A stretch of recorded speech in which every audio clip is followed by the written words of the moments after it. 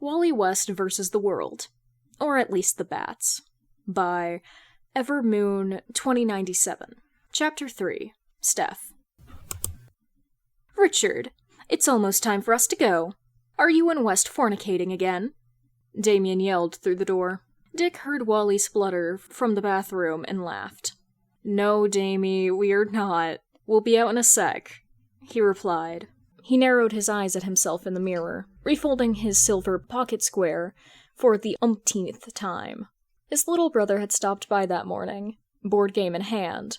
After some goading, he'd gotten Damien to agree to let Wally play with them, and the three had spent the day figuring out how the hell Catan worked. Wally won, though Damien was convinced he'd cheated somehow. Dick was glad Damien didn't try to stab his boyfriend over it. Really, Wally and Tim were the only ones Damien ever threatened to maim nowadays. Though Dick was pretty sure both were empty threats. At least, he hoped they were. A moment later, the bathroom connected to his and Wally's bedroom swung open, revealing his boyfriend in all his glory. So, what do you think? They'd decided to wear each other's colors, with Wally wearing a cobalt blue patterned suit jacket with simple black pants. Dick took a moment to admire the way it hugged his waist, and made his red hair burn even brighter. Then he noticed the bow tie. Okay, no, don't laugh, Wally pouted. Dick ignored him, walking over and gently untying the disaster of a knot. I think Alfie would have had a heart attack if he saw this. His adorable boyfriend frowned, but didn't fight him as he straightened the fabric on his knee. Shame you're not going with a regular tie, Dick started, looking up from his work. Wally's eyes quickly flickered up from where he was definitely staring at Dick's chest. Why's that? Dick smirked, straightening the bright red waistcoat he wore. He quickly threw the tie around the back of Wally's neck and pulled, bumping Wally into him. The speedster's face went as red as his hair. Harder to do that once it's tied, Dick said with a smirk, quickly tying the accessory properly. Wally glared playfully. Don't worry, Romeo, you'll have plenty of time to yank me around at the next one. He smiled in response, rubbing his thumb along Wally's freckled jaw. His boyfriend licked his lips. Nervous? Wally shrugged. Not really. Glad I can finally go as your date, though. With how hectic things had been when Bruce disappeared, they decided that the less attention on the family, the better. And sadly, that had meant Wally sitting out on galas more often than not. Well, sad for Dick. Wally probably had a great time doing comps in the Batcave. When Bruce had scarcely returned and settled, before he was suddenly adopting Duke, and, once again, Wally had bowed out in favor of dealing with the racist fucks giving Duke shit. It was a shame, really, but finally, Bruce had given them the all-clear for Wally to have the spotlight, for better or for worse. Despite himself, Dick smirked. Yeah, I can finally say something to keep the harpies away from you. God, he wished he could screenshot the way Wally's face scrunched up. Me? I think you've got it flipped, dude. You're the drop-dead gorgeous Wayne here. And you're the Midwestern cutie I've been having Jason distract Kathy Starr away from for the last 6 months, Dick said simply, feigning neutrality. He wasn't bitter. He leaned against the dresser, his back to the mirror. Wally balked. He's been doing what? Dick rolled his eyes. You don't know how many favors I owe for that, he lamented. His boyfriend laughed, elbowing him lightly. You don't have to protect me, you know? Or rather, get Jason to. I can handle myself too. I know, but some of those upper-class Gothamites have serious problems. First time Clark came, he said he was just a reporter from Kansas, and one of them contacted the Daily Planet to try and get him fired. Dick shivered at the memory. Didn't work, obviously, but they take territorial to a whole new level. If you don't have wealth and status, they don't want you around. Wally tilted his head. I still don't? No, but you officially have me now. They know better than to mess with a Wayne. At least, directly. He smiled softly. Just let me do this, okay? He sighed softly, but nodded. Fine, just don't do anything crazy. Damien knocked loudly on the door again. Wally got up to leave, but Dick caught him by the wrist. "We'll leave when you want, okay? It's just a business thing. No need for us to stay too long." "Well, I at least have to pass Steph's test first." Dick groaned dramatically. "At least I know she can't blow you up this time." "You still giving Jay shit for that?" "Only when I need something." Wally laughed as he watched Tim and Damien drag Dick through the crowd. "Bring him back in one piece," he called after them. He let his gaze linger on Dick for a moment longer, before glancing around the hall. It was in the foyer of some museum, probably for a new exhibit that a partner of WE was opening. If Wally was being honest, he was a little too distracted by the way Steph was giving him the evil eye to really pay attention to the opening speeches. As if summoned, Steph was suddenly at his shoulder, and pulling him in the opposite direction of where Dick had gone. "Hey! Told you you'd look great in that suit. You ready for this?" she asked, weaving easily around the guests. He smiled, nodding. "You know it. What's the game?" She stopped near an arch, leaning casually at its opening. Her eyes flickered into the hall and the buffet spread out before it. Guests bustled around, taking plates of hors d'oeuvres and glasses of champagne. "See those 3 old ladies? The ones in white?" Wally took a moment to locate them, nodding. Like Steph had said, they were each in white with black accessories. Their jewelry glittered as they talked near a table, seemingly not interested in the food. While he could definitely see some age, at least 2 of them seemed determined to hide it. All in all, they were pretty standard rich Gothamite. Jesse Asher, Rachel Saracen, and Renee White. They've been calling themselves the Diamond Trio. Steph snorts, rolling her eyes. Tim says they've got some connections to a gem mine near Botswana that's pretty lucrative. He narrows his eyes. Like, criminal connections? She shrugs. "Not as far as we can tell. Tim just wants to make some deals with them. See if WE can make some of those profits towards charities and whatnot." "Okay, I'm following. And we're making first contact for him?" She smirked. "You mean you are making first contact for him? If you're joining this family, you're helping, and that means networking." She punctuated the last part with jazz hands. "Steph, I'm a geek from the Midwest wearing a suit that could probably pay for my entire high school prom." He deadpanned. "What exactly do you expect me to do?" "To get good. You're the hot new thing. They'll let their guard down around you. Besides, you're about to get a doctorate. Use those science-y skills to seduce them, or something. You'll figure it out," she says, cheerily, as if this plan made any sense. Wally rolled his eyes. "You're just dumping work Tim gave you on me, aren't you? Do this, and I'll make sure Tim gets you the best diamond. You know, for that ring," she says, knowingly. He groans, deciding not to mention that he already picked out the perfect ring not months ago, and that it was stashed away in his aunt's house. Taking that as acceptance, Steph stepped away, blonde ponytail swinging happily behind her. Wally took a breath. Of course the test was networking. Frankly, he preferred the exploding warehouse. He cracked his neck, rolling out his shoulders. "Okay, West. The only way is through. You got this." Casually, he made his way towards where one of the ladies was leaning over a table. She wore a white halter dress with a black wide-rim hat. A jeweled rose bloomed off its side. Dark red hair sat in a tightly curled bun just under the brim.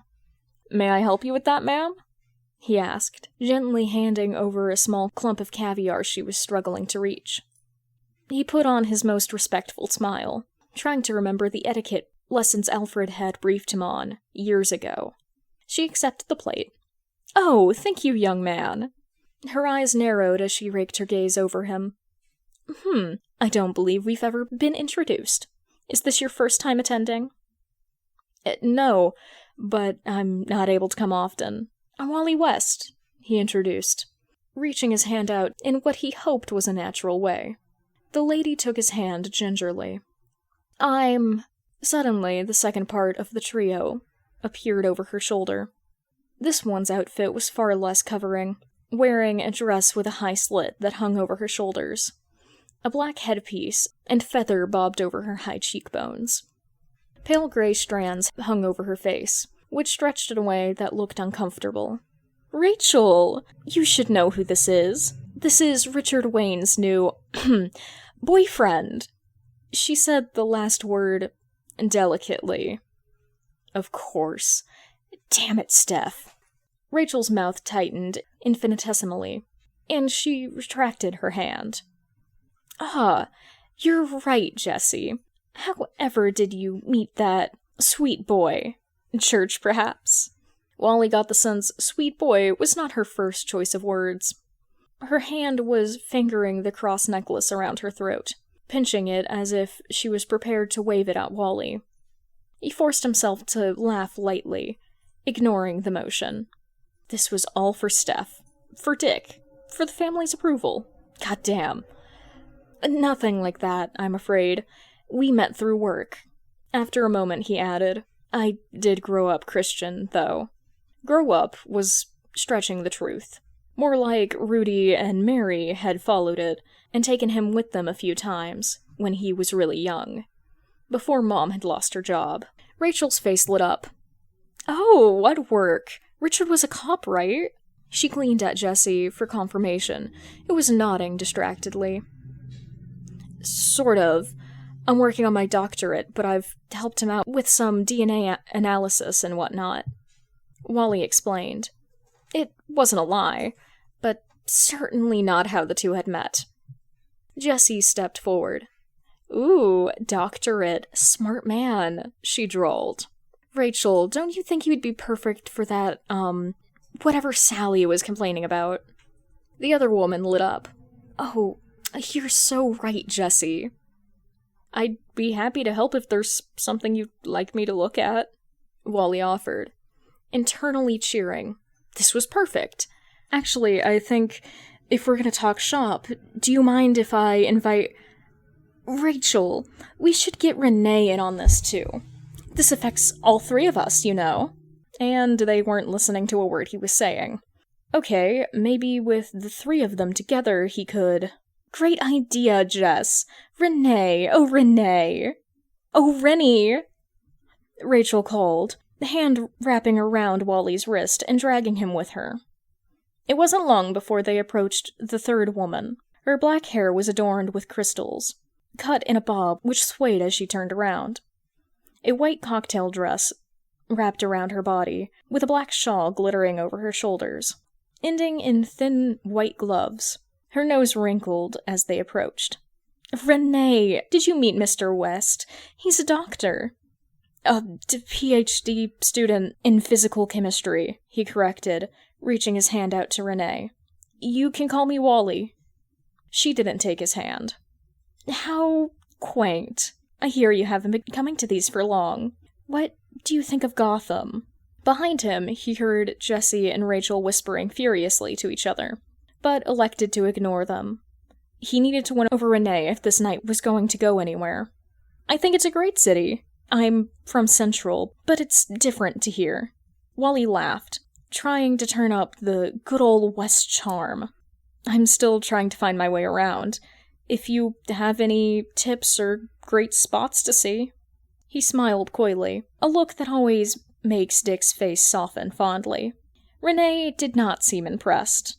"I don't bother myself with such things. I personally try to spend as little time in the city as I can. I love it in Fiji, or even Kotor. Have you been to Kotor?" If he was less of a man, he would think there was a hint of smugness in her voice. Yes, actually, Kid Flash had been to the small island. There was a bomb planted in the canals, so he and Barry had run over to get rid of it. But Wally West didn't have nearly such a good reason to visit, so he lied. Renee let out a pleased humph. "Well, perhaps you should." Wally resisted eye-twitching.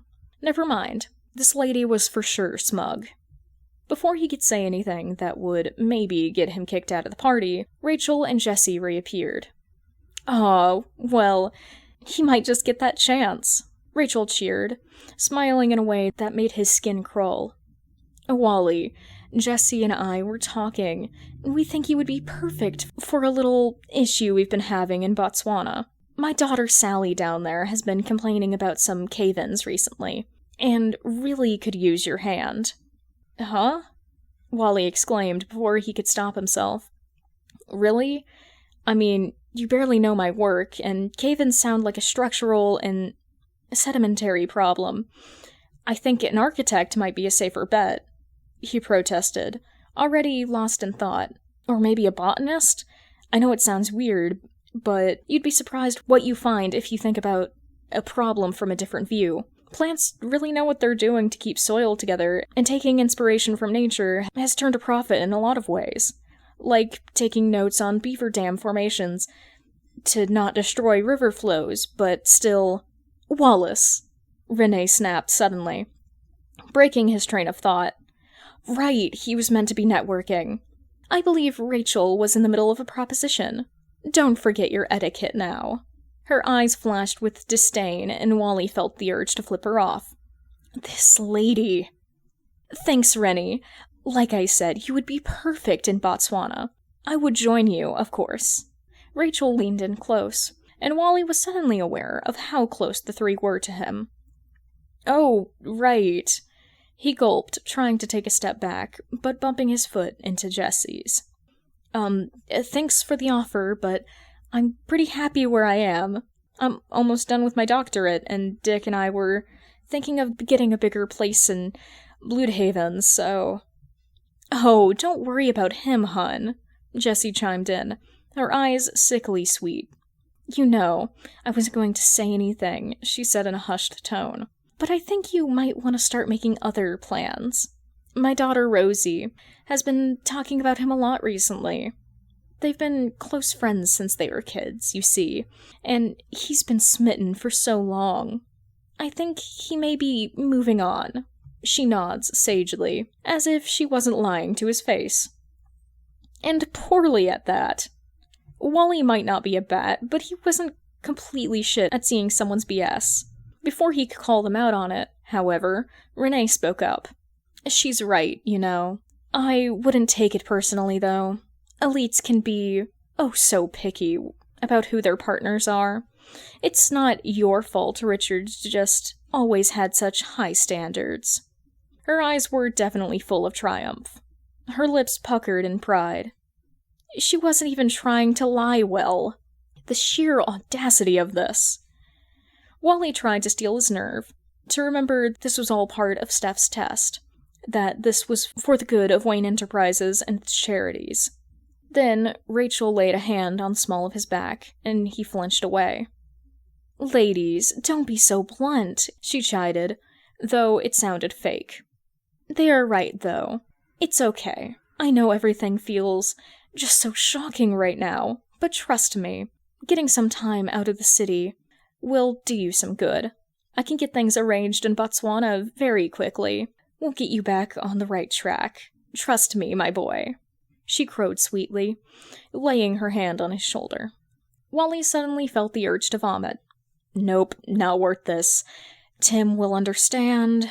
I think we're good, actually. As he said it, he gently plucked her hand off his shoulder, smile strained. Now, boy, I'd reconsider, Renee said coldly. Offers like these don't come along too often for your kind. Wally rounded on her. My kind? Wallace, dear, we just want to help you find your way back. Then, Rachel's clawed hand was on his back. When he flinched away again and turned to her, he saw the way she clutched the cross pendant around her neck. Oh my fucking god, she's trying to convert me. Please don't touch me, he said too quickly. Sorry, I think Dick's calling me. Excuse me? Who do you think you are to tell us what to do? Renee demanded from behind him. Wally resisted the urge to flinch again. Who the hell were these ladies? How were they everywhere? Who am I? Who are you to shit-talk my boyfriend? Who are you to tell me I should run off and work for you? I know shady business when I see it, and I want no part in it. he said firmly, backing up so he could see all three of them at once. No more disappearing tricks. Your offer is unwelcome. Now I need to go. Before they could get another word out, he slipped into the crowd, utilizing a few tricks Dick had taught him to disappear. He felt their cold gaze leave him by the time he reached the foyer again. Reaching the top of the steps and leaning over the railing, he let out an exhausted groan and shuddered. Light footsteps approached, and suddenly Steph was by his side, offering him a glass of champagne. Giving up already? Yeah, honestly, you can tell Tim they're insufferable, and he's better off without associating with them. Steph rolled her eyes, looking across the foyer with him. Come on, man. You gotta be tougher than that. We've all had to talk to people we didn't want to, and make deals that suck. It's part of this life. You gotta at least get some family dinners rolling. Did you even try to bring up Tim? Wally narrowed his eyes at her. Something wasn't right. No, this isn't... You guys have never done this. You should have heard the shit those three were saying. I've seen Bruce throw people out for less predatory behavior. And then it dawned on him. Steph side-eyed him, not moving from her spot on the railing. You've been bullshitting me! What are you talking about? She asked, flatly. But he was on to her. This was your real test. Make sure I could stand up to and get rid of these elite fucks. You bats know too much. You knew exactly what they were going to say, didn't you? A moment passed before Steph's lips quirked upward. Busted. Seriously? Oh my god, do you know how uncomfortable that was? He wailed, head slumping against the railing as his knees gave out, the last of the tension of the encounter leaving his body. Some part of him was seriously worried she would make him go back and try again. Steph laughed, patting his shoulder gently. If it makes you feel better, I had Cass on standby in case you actually started making a stupid deal. Honestly, I was kinda surprised Rachel immediately tried to save you. I'd figured they'd keep giving you shit, and you'd have to keep trying to win them over. Guess I underestimated you, and your Midwestern charm. Wally exaggerated his frown at the ironic glee in her voice. You're the worst, he declared. Steph smiled cheekily before turning somber. Anyway, you were half right. I wasn't just making sure you could tell them off. Take it from me, Wally, Gotham will chew you up and spit you out if you let it.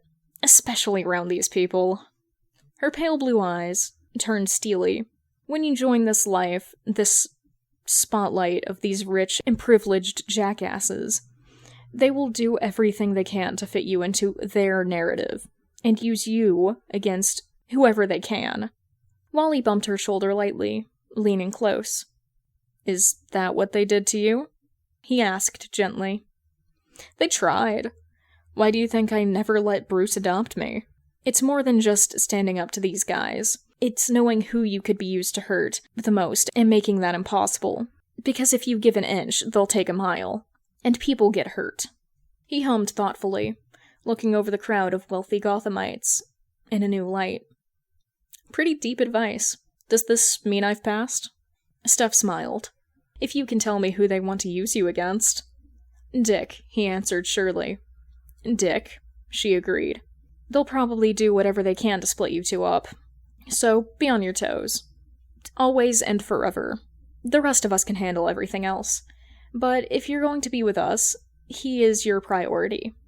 Above Wayne reputation, above any secret. She pushes herself to her feet, looking him over appraisingly. I needed to make sure you knew what entering this life meant. That while Dick's protecting you here, you're also protecting him. So, yeah, you pass. He let out a relieved breath, smiling genuinely at the girl. Don't worry. I decided a long time ago that he's my forever. I won't let anything get between us. I know. It's just hard. Steph got a faraway look in her eyes, arms coming up to hug herself. You know more about him than most of us. We don't always know how to help him. Hell, you saw what he was like by the time you came back. You and maybe Jason or Bruce are the only ones he really lets in. I try, but yeah. He's stubborn as a mule, that's for sure, Wally says deftly. I hope you didn't take it too personally. He loves you guys, just doesn't really like relying on his little siblings. He knows you all have your own things going on, and doesn't like adding to it. Her expression soured. Doesn't mean we can't help. That we don't want to. It's what I keep telling him, but he still loves you all just the same. I know. She turned away quickly, but Wally thought he caught a glimpse of a tear. He looked away politely, leaning his shoulder against hers. She nudged him back after a moment. Okay, go on and find him. He's probably worried. He hates those three, too. Wally chuckled lightly. You'll be okay? Need me to get anything? Steph shook her head, fanning her face. I'll be fine, just a little wrung out. Get out of here. Go find your man. He nodded, patting her shoulder as he passed.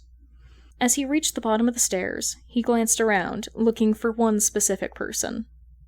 Thankfully, Cass also seemed to be looking for him. Wally smiled, nodding up the stairs to where he'd come from. The black-haired girl nodded, smiling at him as she made her way up them silently. Trusting Steph would be fine with Cass, he did as he was told and began searching for the love of his life. It didn't take long to recognize the sun-kissed neck and tousled black hair. Dick seemed to sense him as he neared, spinning around. Ah, Barry, I found him. I'll call you back later, okay? Thanks again. He hung up his phone, weaving through the rest of the crowd towards him. When they met, Dick pulled him close, lightly kissing his forehead. There you are. Are you okay? Yeah, I'm fine. Were you talking to my uncle? Wally asked. Had Dick really been that worried? His boyfriend waved him off, his face a little red. Yeah, but nothing to worry about. I can't believe Steph made you talk to those three crones. Me neither. It sucked, but I get what she was going for. He shuddered at the memory of their talk. She's real insightful, he mused. Dick smiled fondly. Yeah, I bet. She sees a lot more than she lets on. You'll have to let me know if those three said anything interesting, though. B's been trying to poke holes in their operation for weeks. He's got some underpaid labor stuff, but needs something a little more hitting, if he's going to dismantle them. Does a series of cave-ins count? He asked, with a raised eyebrow, leaning into his boyfriend's warmth. Dick lit up like a Christmas tree. You're the fucking best! He pulled Wally in again, kissing him dramatically on the lips. Wally couldn't help but laugh. I feel like you shouldn't be so happy to hear about that. Dick seemed to realize what he said and grimaced guiltily. Suddenly, the hairs on the back of his neck stood up. Judging by Dick's narrowed eyes, he felt it too. They're looking at us, aren't they? Dick's mouth twitched unhappily. Like they caught us kicking puppies. His eyes turned sly. Why don't we give them something to watch? What? And then Dick was on him, cupping him back at the back of his neck and bending Wally backwards. He let out an undignified squeak. Oh, yeah, that was his tongue down Wally's throat. Okay. By the time Dick released his mouth and straightened him, Wally was lightheaded and his face burned. Okay, wow, he mumbled, dazed. Dick let out a snicker, sounding very pleased with himself. Wally thumped his head against Dick's shoulder, letting out a light whine. He felt a hand gently card through his hair. Shall we get out of here? Dick murmured. Only if you feed me, Wally declared. Hard to eat hors d'oeuvres when 3 old ladies are shit-talking your boyfriend. Dick let out a pleased hum. Thank you for defending my honor. Come on, Sweet Pea. Wally let himself be let out by the waist, still smiling dopily. Sweet Pea? That's a new one. Gotta keep my material fresh. Dick shrugged. He shook his head fondly, laying his head on Dick's shoulder. Wally didn't even notice the aghast look Rachel and Renee were sending the two of them as they passed, nor the way Jessie was scolding a similar-looking blonde-haired woman. Probably her daughter Rosie. He did, however, feel the way Dick's hold around him tightened. From the direction of Jessie and Rosie, Jason suddenly appeared, Damien trailing after him. Jesus, Dickie, I'm starting to miss Kathy. You owe me double for distracting that Harpies witch. Dick rolled his eyes. Oh, come on. Rosie Asher is nowhere near as bad. Jason frowned. Double. His eyes flicked down to Wally, and he nodded. Damien coming to follow Dick's other side. Where are we off to? I'm taking Wally to get burgers, Dick said pointedly, glaring at Jason. I will be joining, Damien declared, unflinching as Dick whirled around in surprise. Having not noticed his littlest brother, Dick glanced at Jason, then back at Wally, silently asking if it was all right. Wally smiled and nodded. The more the merrier, I guess. Come on, we're gonna finish Castlevania. Wally smiled, playfully jabbing Dick in the ribs with his toes. The two had remorsefully claimed the couch, Damien leaning against Dick's feet, while Jason had taken the love seat. Cass and Steph had somehow beaten them back to the manor, both perched happily on the armrests, as they stole fries. Cheap burgers had never tasted better. Chapter 4. Babs. Wally tapped rapidly on his computer, ignoring the growing series of L's. He checked his clock again. 4:37. Still over half an hour before Babs said she would call him to begin her test. He slumped his head back, forcing himself to take a breath. Why was he so anxious? Or was it boredom? Exasperation? A healthy fear of whatever oracle would rain down on him? Damien tutted from his place bent over the coffee table, not looking up from his drawing. He'd gotten a new set of charcoal pencils, and seemed immersed in testing them out. Though not too immersed to ignore his chance to take a shot at Wally, it seemed. If you cannot handle even Gordon's test, you should give up now. Save us all some time. Wally rolled his eyes good-naturedly. Damien hadn't really been subtler in his dislike of Wally, but he also hadn't tried to draw blood in a good few months. So there really was improvement. Plus, Alfred said he would put a stop to any attempts to build a snake pit. It was progress. He leaned over to look at the drawing, and, after a moment, Damien stopped hunching protectively over it, exposing the picture of a dog to Wally. It was Zephyr, the dog Iris had taken in after Bruce requested the League to adopt it before Damien could. Wally's phone was propped up against a water bottle, clearly being used for the reference photos that Iris was sending him. The door of the fridge shut loudly behind them, causing them both to look over. Now? Seriously? Dick's voice called. The man in question looked aghast at the phone to his ear. Okay, sure, yeah. I'll Zeta over. Give me a minute, man. Dick walked over, grabbing his jacket from the couch and planting a kiss on Wally's temple. Everything okay?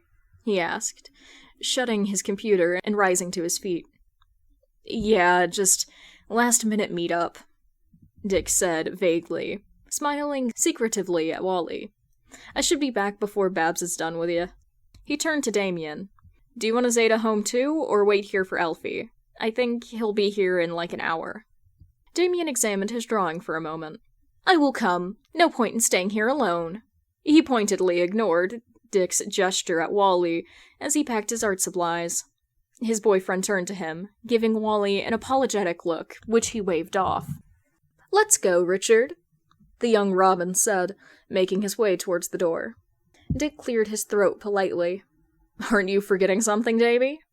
He inclined his head at Wally. Damien narrowed his eyes, sizing Wally up. After a beat, Thank you, Wally, for the pictures of Zephyr. It is good your aunt is meeting expectations. Wally smiled broadly, picking up his phone from where Damien had left it on the table. You're welcome. I'll be sure to have more pictures next time I see you. He pretended not to notice the way Damien's eyes lit up, just ever so slightly. Nudging Dick gently, Wally sent him off, waving goodbye as the pair left the apartment. Right as the door shut, his phone let out a chime. He narrowed his eyes at Babs' message. Babs. Is now a good time to begin?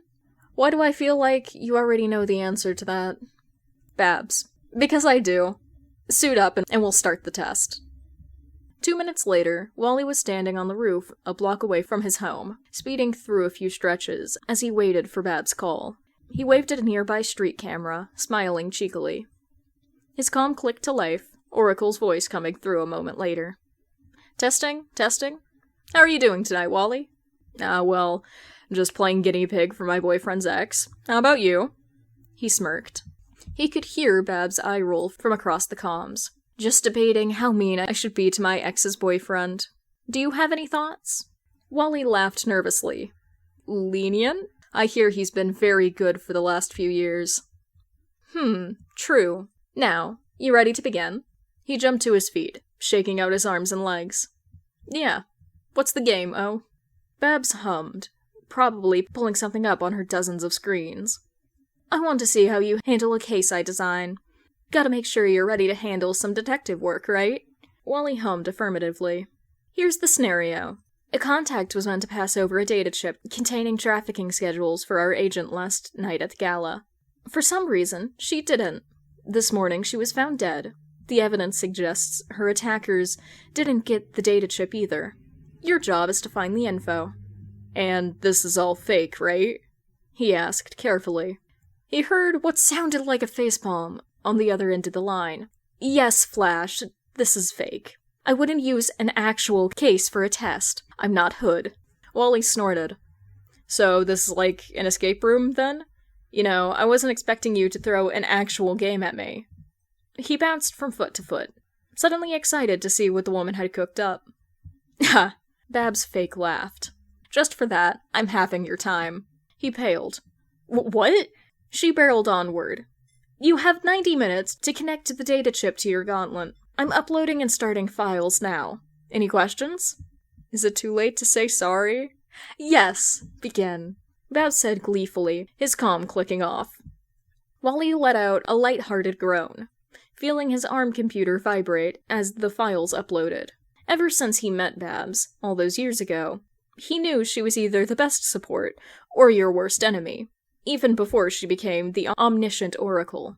If she wanted this test to be hell, it would be. But something about her tone made him think that maybe she was having pity on him. They'd been on good terms since he returned, anyway. Even with Jason trying to goad them into fighting for the title of Dickie's favorite redhead. Besides, he was proud to say that the commissioner's daughter was the only one who maybe knew more about Dick than him. And that was a big maybe. Anyway, back to the case. Time slowed down around Wally as he quickly scanned the files. A countdown sat in the corner of his screen, seconds ticking by at a snail's pace.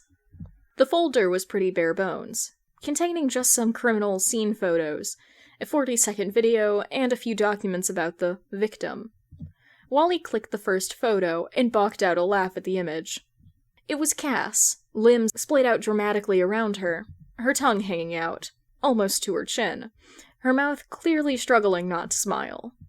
She was in a shiny, satin-looking red dress with silver earrings. What he assumed was meant to be blood coated her lower half, soaking the dress and the dark towel laid out beneath her. The name Lao Shiti was typed at the bottom of the image. Suddenly, Wally was very interested as to who else Babs had roped into helping set this up. After clicking through the photos, which all showed more of the same, he opened up the autopsy. Scanning it proved unhelpful, as it simply detailed a stab wound in her lower abdomen that led to death by blood loss. No leads on the attacker either, as the weapon was a fairly standard old knife with no fingerprints. It could have been bought at any time and used by anyone. The only thing worth noting was the presence of dizipramine in Lau's system, but it was a fairly common antidepressant, though, knowing Babs, Wally was sure to keep it in mind. Looking over the police report was equally unhelpful. Lau was found in an alley not far from the party she was meant to be attending. She was found the day after and wasn't seen directly on any security cameras within the venue. Likely from Lau keeping a low profile. This meant they were waiting on permission before knowing who to question from the party. The autopsy and video footage from the alley did, at least, confirm a general time of the murder. Giving up on the documents, Wally clicked over to the video file and smiled at the voices he heard over it. The fight was mostly in shadow. The camera angled away from their actual bodies, with only the assailants back on the screen. Lau and her blonde-haired attacker were arguing. "Where's the chip?" Stephanie's voice demanded, the shadow thrashing around. In response, Cass shouted, her voice full of childlike delight. Steph's shadow froze. That's not a response," she said, clearly trying not to laugh. Cass shouted again. Really, more of a squeal this time. Let out a yelp. The wrestling shadows suddenly breaking apart. Twin sounds of metal falling to the floor rang out clear as bells. Watch it, Sheety! Steph cried, the sounds of the scuffle echoing in the alley. Cass might have let out another gleeful shriek. Time to die! Over the recording, Cass screamed, only it was obviously edited over the footage. Wally had his head in his hands, wheezing laughs at the performance. His comm clicked to life. Before Babs could say anything, however, he interrupted. What, couldn't get Bruce or Jason to help? Babs sighed. Look, it was them or Riddler, and he's honeymooning with Clock King until June. Wally let out a delighted cackle, and Babs sighed. The comm went dead once again. After catching his breath, Wally checked the video again, trying his best to sort through what was half-hearted acting and what was Babs' case. The only thing that really stuck out was the metal ringing, likely something being dropped to the floor. After saving his own copy of the video to his phone, to show Dick later, he checked the police files again, scanning for items found around the scene. The only things listed were the knife and the victim. No weird metal items. Finally, a lead! Moments later, Wally had sped off towards the alley, pausing at its entrance and trying to ignore the eyes of Gothamites on his back. After a photo of him and Nightwing kissing on a roof had escaped Bloodhaven, the people of the city had been less aggressive, although he still tried to make his trips short. Quickly, he scanned the area, noting the places where Cass and Steph had clearly set up for photos. There was a clean rectangle, partially outlined in blood, where Lau had been laying. But there was nothing that could have caused that odd clanging of metal. Wally checked the files again, thinking through the case as if it were real. Supposedly, Lau had been laying there, dead, all night, but Wally couldn't imagine the even more hardened Gothamites to walk into an alley, find a dead body, steal evidence, and walk away, without calling someone. And even if they had, they would have also taken Lau's earrings and shoes too, each looking fairly valuable. Same if Steph's character had taken them. Maybe it wasn't a citizen. Maybe it went missing after she was found. He scanned the files, noting the officer who had written the report. It wouldn't be the first time a Gotham cop stole evidence. Whether it was malicious or he just thought it could be sold, it was worth checking. A quick search through his gauntlet revealed a file with the officer's name. The file was clearly fake, likely secretly uploaded to his computer by Babs at some point for the purpose of this game. It only contained a name and an address. Wally checked his countdown as he sped towards the apartment, happy to learn that he still had 80 minutes on the clock. Plenty of time for a speedster. He leapt up into the fire escape, quickly finding a window into the fake cop's apartment. At least, he was hoping. Buildings didn't really have room numbers on the outside, you know? The window slid open, and Wally stepped silently into the apartment, craning his ears for any sign of life. It was silent. He glanced around, noting the cheesy police uniform hanging on a hook. 1 point in the favor of having the right fake apartment. He edged around the rolling chair towards the outfit, glancing at the messy bed and the t-shirt lumped on the floor. Awfully lived in for a fake case. Searching the uniform's pockets revealed a pair of silver needles, the kind women sometimes wore in their hair. At their ends were dark red jewels. He twirled one between his fingers, testing the weight. They certainly seemed like they could have caused the sound in the video, and like they could be used as weapons in a pinch. That was probably why Lau had thrown them. Before he could investigate further, the door to the bedroom creaked open and Wally spun around. Lit in the doorway, floating inches over the ground, was a smirking Superboy. "Hey, what are you doing here?" the hero demanded, voice tilted in a way that suggested he knew exactly what Wally was here for. The speedster let out a cackle, launching himself out the window as Khan lunged at him, sliding out of reach and away with the hairpins. He waited on the roof for the Kryptonian to fly up after him, but only heard the man's laughter from the window. He tapped the comm. "What, you couldn't hire Khan for more than a scare?" He pulled and twisted at the hairpins, hoping to find a secret opening in them that would reveal the data chip. He even tried wriggling the gems out of them, to no avail. Though, I'm guessing these were more of a red herring, huh? Babs let out a hum. "Honestly, I wasn't expecting you to find those first. You caught Superboy in the middle of dinner." "I surprised the Oracle? Wow, what's my prize?" A 10-minute deduction for getting caught robbing the cops. 65 left on the clock. Wally pouted as she hung up. Only one more examination. He decided the hairpins were definitely a dead end. He shoved them into his pocket with one hand as he pulled up the files, scanning again for any details he missed. He ended up searching his gauntlet as a whole, this time, for any mentions of Lao Shiti.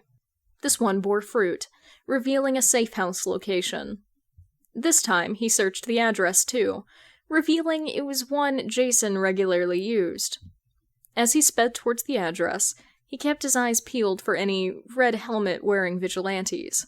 Couldn't be sure who Babs was willing to throw at him, if she was able to set Khan up for the day. The space he climbed into, for lack of a better word, was a shitstorm. It looked like a bull had run through the place, overturning furniture and appliances alike. Does Hood know you trashed his place?" Wally asked the open air. "Of course not. Spoiler did," was Babs' response. Deciding he wanted no part in the sibling war, Wally stayed silent, carefully picking his way through the clutter. Doing so revealed that none of the items on the floor were actually damaged. Instead, seemingly carefully arranged to look as chaotic as possible. The books remained largely untouched, at least, still safe in their shelves and neatly stacked in corners. That meant he probably didn't have to be Steph's getaway taxi. Finding nothing in the bedroom or kitchen, he slipped into the bathroom, almost stepping on a roll of red lipstick. He picked it up, squinting at the label at the bottom. It was a spiraling O with a red center. He glanced around the room, picking up the makeup pouch tucked behind the toilet. It had the same logo, along with most of the supplies in the bag. A silver necklace fell to the ground when he scooped it up. The tag near the clasp had the same spiral. Picking out the hairpins, he compared their ends to the makeup. "Did you really make Oracle brand products for this?" he asked, smiling at the idea. "Of course not. Those are Omni's. I'm sorry for not knowing your fancy luxury brands," Wally said sarcastically, rolling his eyes good-naturedly.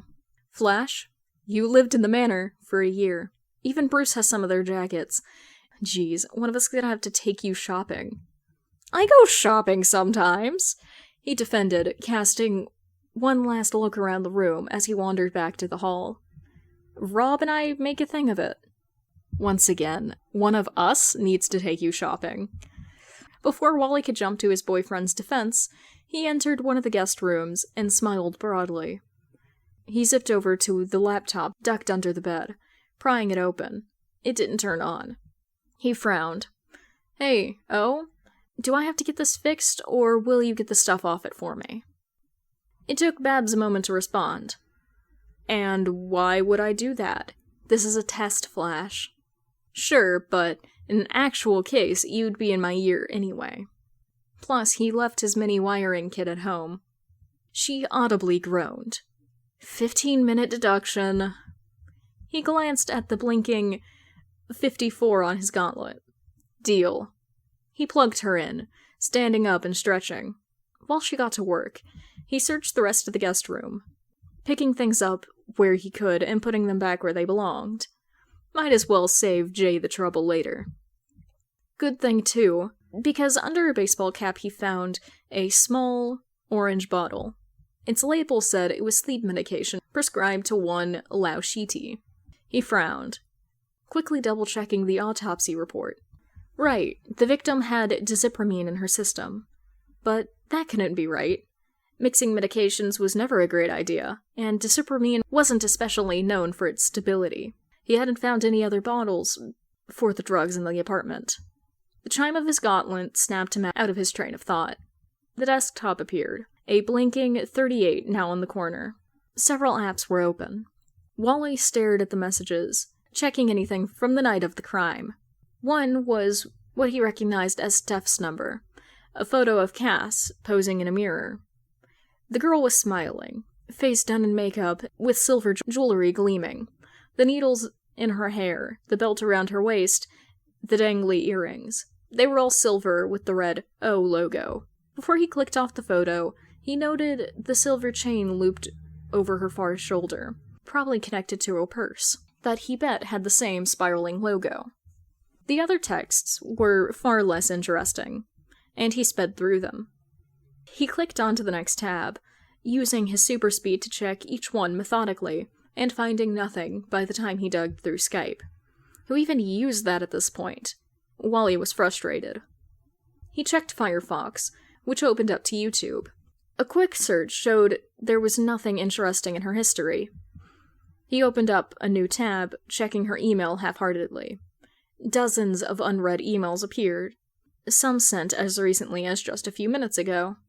"Oh, this isn't funny," he yelled, using his super speed to scan through them, not trusting Babs to not hide random clues in LinkedIn notifications. She just laughed over the comms. Eventually, he found one that looked relevant. It was from the host of the party, essentially saying that they had a large number of abandoned items, and that guests had until the end of the week to claim them at the provided address. Wally checked the image again. The corpse still had the belt, shoes, and earrings. The needles were accounted for too. But where was the bag? He sat back, piecing the puzzle together. It wasn't looking like the chip was anywhere in her apartment, or else the bad guys would have found it. Assuming Lau had the data chip when she entered the party, where could she have lost it before getting caught in the alley? And how? He could answer the second part. The concentration of dizapramine in her system couldn't be verified due to the blood loss. But an overdose on the medication could lead to nausea and confusion. If someone had slipped her the drug, she might have left the chip behind, or passed it on to the wrong person. Wally was betting on the former. Double-checking the picture, every accessory was accounted for except for the bag, one that he knew existed because of the single photo. If Lau had simply left it behind at the party, no one would have been the wiser. Exactly the kind of attention to detail Babs liked, which meant he had a location and a bag to find, within 30 minutes to spare. It only took him a few minutes to reach the warehouse, gawking slightly at the size of the building. It resembled a movie theater, one with a window station in between its front doors. He walked up towards the entrance, smiling through the glass. The smile disappeared when he made eye contact with a man tied up and gagged, writhing on the floor, in alarm. Wally was inside in an instant, helping the man to his feet and undoing the knots. "Oh, thank God you're here! I didn't think anyone was coming for me." The man, Simon, if the name card was accurate, said once he was free. Wally quirked his head, the hair on the back of his neck standing on end. "Of course, sir. Who tied you up?" "Thugs. I don't know how many. They stormed through and got me before I could call backup." Simon's eyes were fidgety, glancing towards the door into the building, a bruise starting to bloom on his cheek. "Okay, man, I'll handle it. Get somewhere safe and call the cops," Wally instructed, speeding the man out of the building and rushing back in. He was about to enter the building when he remembered the fear in the man's eyes. Simon didn't look like just an actor. The ropes were too tight for it to all be show.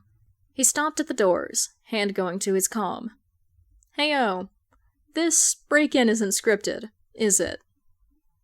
The woman was silent on the other end, and Wally almost hoped for a moment that Babs had found a really committed actor. What break-in? Wally smacked his lips.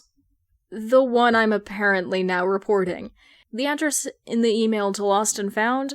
Yeah, I found a guard tied up. He says a bunch of thugs came through. He heard Babs swear quietly and imagined her rushing to pull up any security footage of the building. What am I walking into here, oh? Just an old storage facility, she explained, the rapid typing of keys audible. I had Cass sneak the bag in there a few days ago. There's nothing actually on the data chip. I don't know what those guys are there for. Wally hummed in affirmative, tapping his foot as he waited for her to connect to the cameras. Okay, there's 24 of them, near one of the back rooms. It looks like they're trying to steal a bunch of machine parts. I'm trying to find the owner of them. They only seem armed with guns and baseball bats. Duke's en route to your location, in case. So, I'm good to go? Yeah, but Wally, don't get Dick mad at me. He laughed, scratching his neck. Of course not. Speeding through the door, Wally quickly took in the room. It was definitely an old movie theater. The ceiling way too high for just a storage warehouse. Past the hallway of lockers, the path turned, angry voices echoing from deeper in. Each locker had a small red light on them, indicating they were locked. Did Rob ever tell you about that mission the Titans took in the hospital? The thing he did with the lights?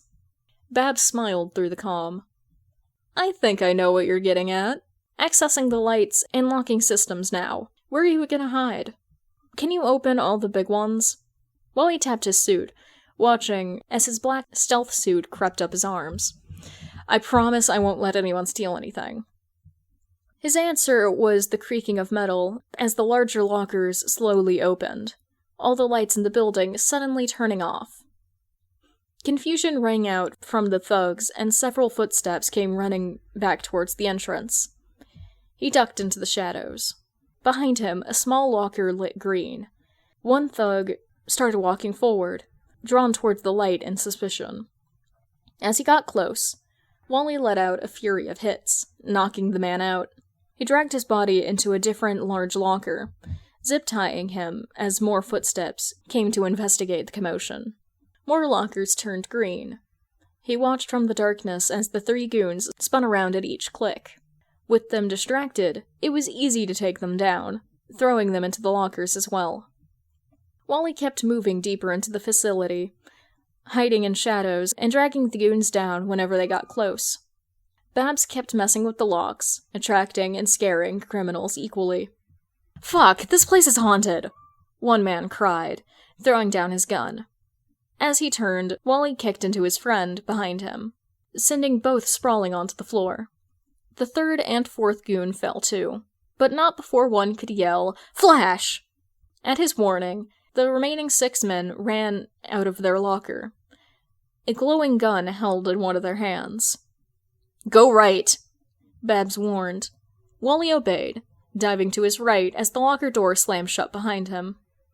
The door shook violently, as whatever that gun was went off. There should be a space beneath you, if you phase through it. Doesn't look like it goes anywhere. It was part of the original architecture, and now it's just unused space. You won't be able to stay down there long. The door shook painfully again. Suddenly, Wally got a truly awful idea.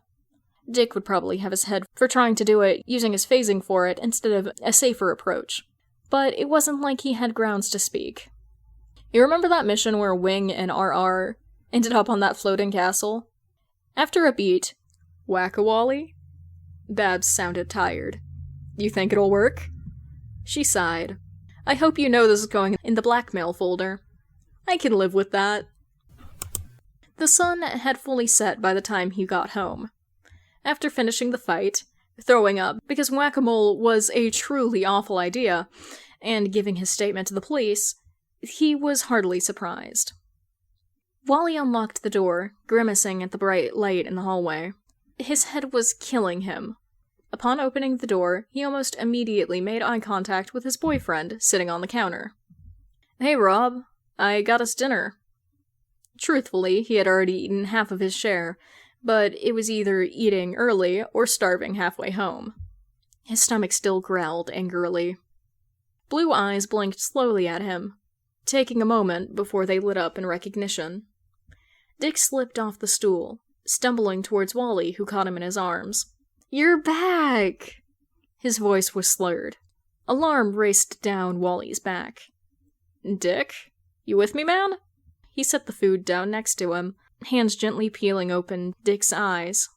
He did a once-over, noting the rumpled jacket and flushed face. He then smelled the alcohol on Dick's breath.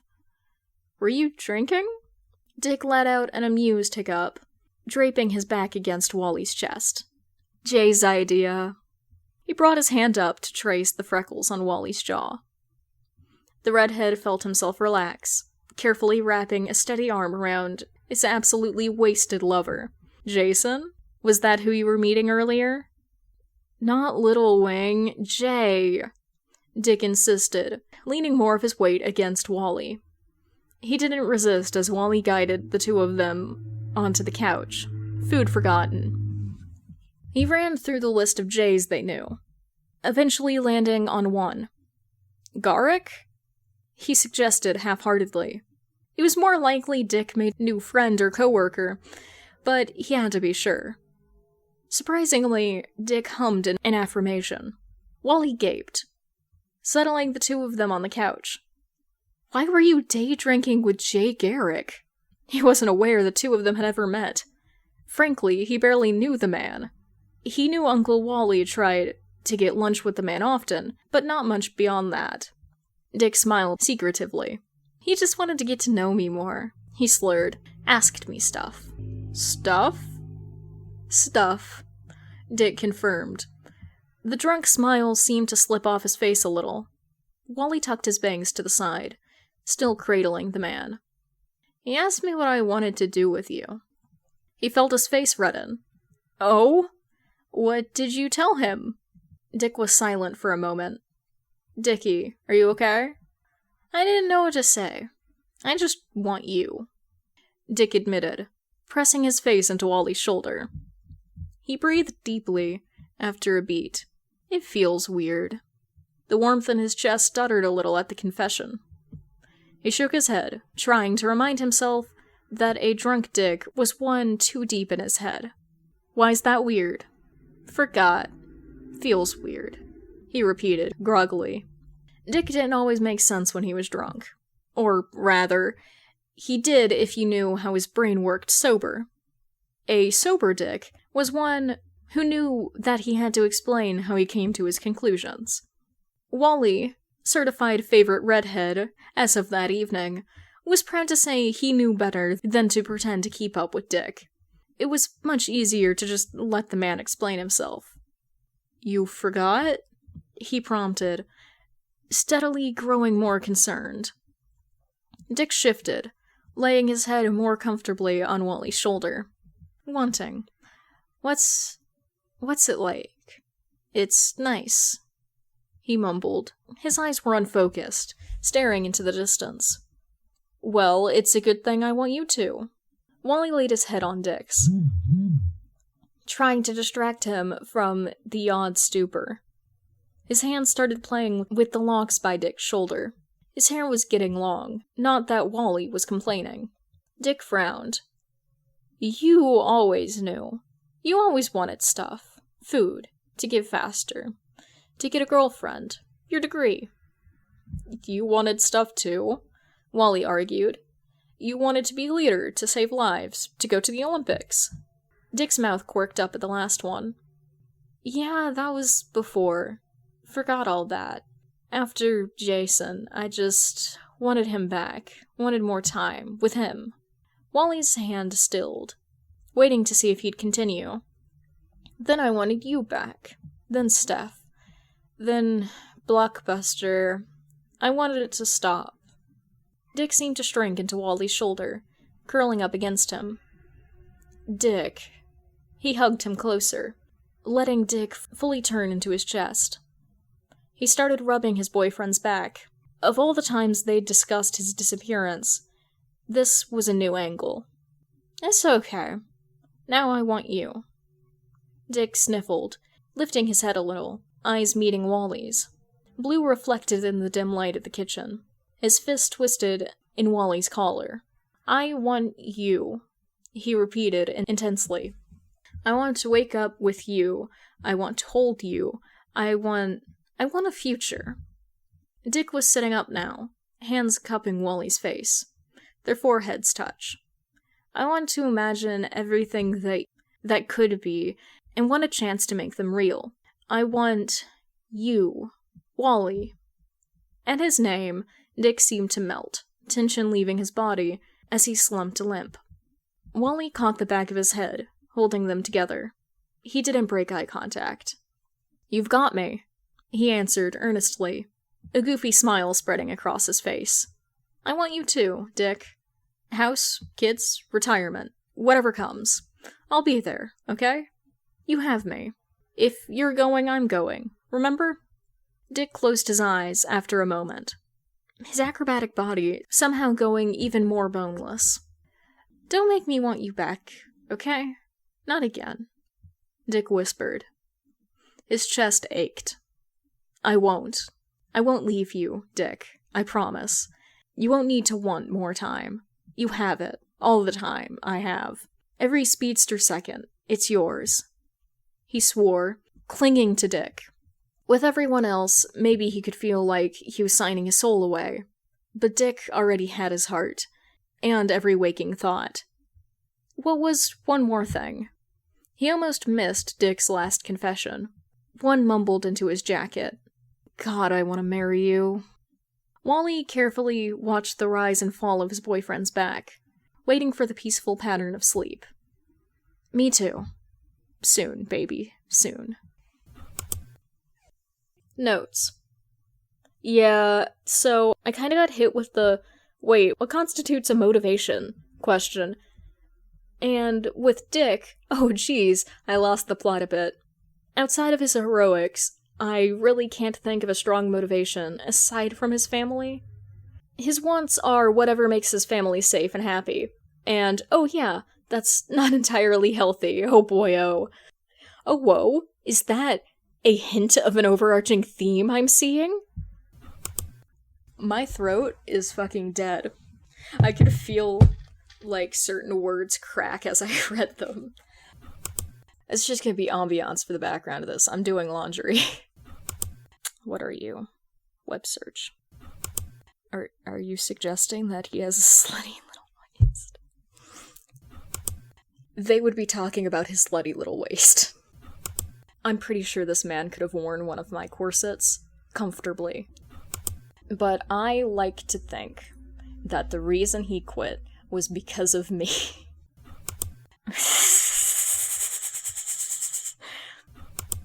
Their collars are so cute, but like, I just want to record without bell sounds in the background. Hello, tractor. Dick, as Robin, looking at KF, inhaling cheeseburgers. I need him carnally. Redhead X versus Redhead BF. Baby, hello? Baby, please. Don't do my boy like that! Hello, people who are fucking walking around outside. Wally had his head in his Me too, Wally. My aromantic ass over here like, that's gross, don't say that to me.